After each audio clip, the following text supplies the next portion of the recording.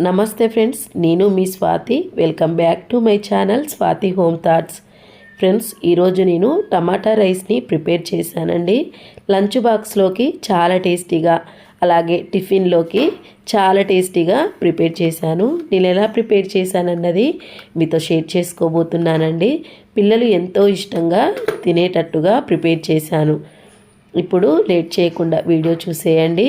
ఒక mixie jar తీసుకొని 250 గ్రాముల వరకు టమాటాను, పండుగ ఉన్న టమాటాలు తీసుకొని ఇలా కట్ చేసి మిక్సీ జార్లో వేసేసుకోండి. ఇందులో 1 కప్పు పుదీనా, కొత్తిమీర శుభ్రంగా కడుక్కొని వేసేసుకోండి. వేసుకొని మెత్తటి పేస్ట్ లాగా మిక్సీ పట్టుకోండి. ఇలా మిక్సీ పట్టేసుకొని పక్కన పెట్టేసుకోండి. ఇప్పుడు పొయ్యి మీద ఒక ప్యాన్ పెట్టుకొని 3-4 స్పూన్ల వరకు ఆయిల్ వేయండి. ఆయిల్ వేడయ్యాక ఇందులో గరం మసాలా స్పైసెస్ వేసుకోండి.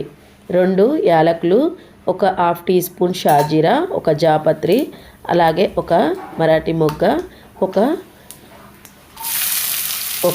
బిర్యానీ ఆకు వేసి దోరగా ఫ్రై చేసుకున్న తర్వాత 3-4 ఉల్లిపాయలు, మీడియం సైజ్ ఉల్లిపాయలు తీసుకొని ఇలా సన్నగా కట్ చేసి దోరగా ఫ్రై చేసుకోండి. ఇందులో 10-15 వరకు జీడిపప్పులు వేసి గోల్డెన్ కలర్ వచ్చేంత వరకు ఫ్రై చేసుకోండి.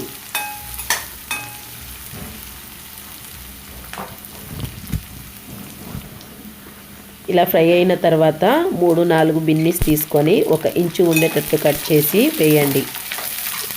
వేసి బాగా కలుపుకొని ఇందులో 1 స్పూన్ అల్లం వెల్లుల్లి పేస్ట్ వేసి పచ్చివాసన పోయేంత వరకు ఫ్రై చేసుకోండి.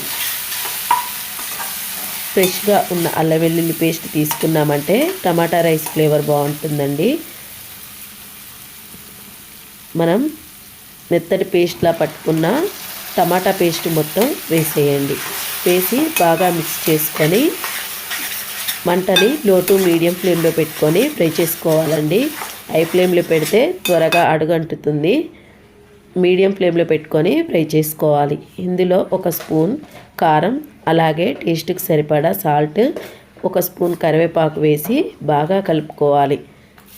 మీ టేస్ట్కి సరిపడా కారం వేసుకోండి. స్పైసీనెస్ మీరు ఎంత తింటారన్నది దాన్ని బట్టి స్పైసీనెస్ వేసుకోవాలి. నేను 1 స్పూన్ కారం, అలాగే టేస్ట్కి సరిపడా సాల్ట్ వేసి బాగా మిక్స్ చేసుకొని 2 మినిట్స్కి ఒకసారి కలుపుకుంటూ మూత పెట్టి ఫ్రై చేసుకోవాలండి. ఆయిల్ సపరేట్ అయ్యేంత వరకు మనం ఈ పేస్ట్ని ఫ్రై చేసుకోవాలి. 2 మినిట్స్కి ఒకసారి మూత తీసుకుంటూ ఫ్రై చేసుకోండి. ఇలా 2 మినిట్స్ తర్వాత 1/2 టీ స్పూన్ పసుపు వేసి బాగా మిక్స్ చేసుకొని ఆయిల్ సపరేట్ అయ్యేంత వరకు ఫ్రై చేసుకోండి.